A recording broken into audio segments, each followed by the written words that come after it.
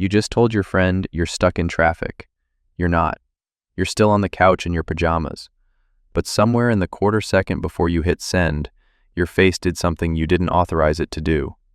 Your mouth said one thing, your face said another, and nobody was around to see it.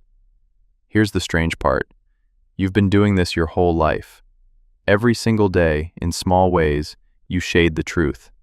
A compliment you don't mean, an excuse you didn't plan, a smile you didn't feel.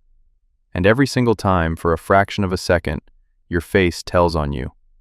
You just never noticed. In the 1960s, a young psychologist named Paul Ekman set out to answer a simple question. Are facial expressions universal, or are they learned, like language? So he traveled to a remote part of Papua New Guinea to study a group with almost no contact with the outside world. He showed them photographs of faces: fear, disgust, joy, anger. They named the emotions correctly, every time, without hesitation. That was the first clue. Your face isn't just a communication tool you learn to use. It's older than that. It's wired in. But Ekman wasn't finished. While reviewing old film of a psychiatric patient, frame by frame, he found something buried in the footage. A flash of raw anguish. It lasted less than half a second, and then it vanished, replaced by a calm, practiced smile. The patient had been hiding a plan to attempt suicide. She'd fooled every doctor watching the tape in real time. She hadn't fooled the camera. Ekman called it a microexpression, a flicker of true emotion your brain releases before your conscious mind can stop it. Why does this happen? Why can't you just decide to look calm and look calm? Because your face isn't run by one system. It's run by two. There's a voluntary path, the one you control, the one that lets you smile for a photo or nod along in a meeting you find boring. And there's an involuntary path, ancient, fast, wired directly into the emotional centers of your brain. When something threatens you, or excites you, or humiliates you, that second system fires first, automatically, before language even loads. Your conscious mind, the part telling the lie, is always playing catch-up to a face that already reacted. Charles Darwin noticed something similar over a century earlier. He studied a particular kind of smile, the kind that involves not just the mouth, but the muscles around the eyes, the ones that crinkle the skin at the corners.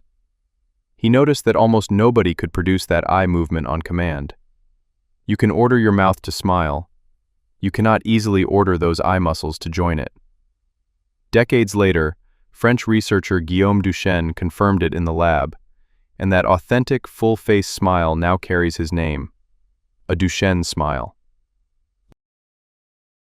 So next time someone smiles at you with only their mouth, ask yourself something.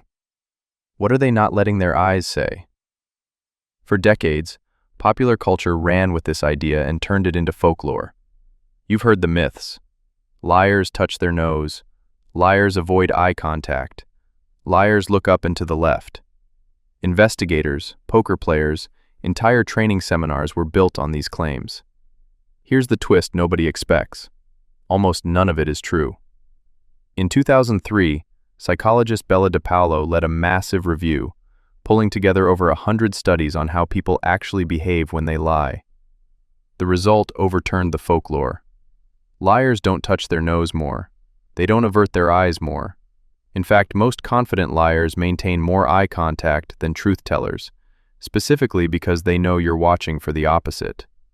The classic tells you learned from television are, statistically, almost worthless.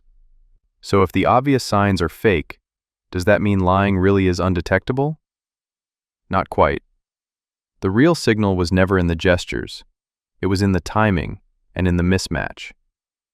Researcher Leanne Brinke, working out of Berkeley, studied something almost nobody had access to before. Real, high-stakes lies.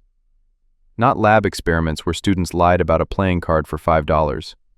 She studied televised pleas from people begging the public to help find a missing relative, some of whom, investigators later confirmed, had murdered that relative themselves. Frame by frame, her team found something. The liars' faces showed brief flashes of genuine emotion, fear, distress, even something disturbingly close to relief, all buried underneath the performed grief. The performance was convincing. The leakage underneath it was not. That leakage has a name too. Ekman called one particular version of it Duping Delight. It's the flash of a smile or something close to it that surfaces in a person who believes they are successfully getting away with something. A tiny surge of pride your face releases before you've even registered you felt proud. Think about the last time you got away with something small. A little joke lie, a surprise you were hiding, a secret you were keeping for someone's birthday. Did your mouth twitch, just slightly, right before you said the thing that wasn't true? You probably didn't notice it happen, but somebody watching closely might have.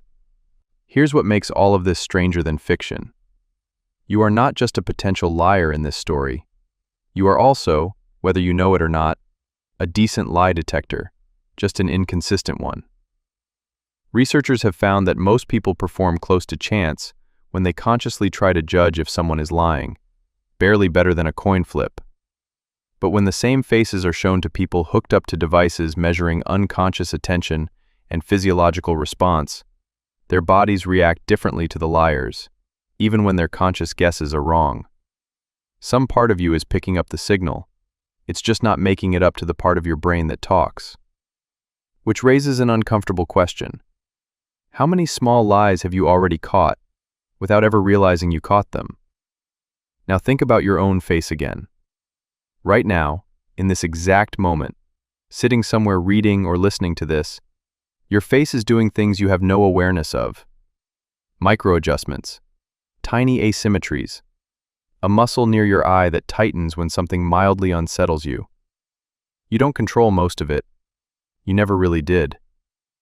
This is the part that should genuinely unsettle you.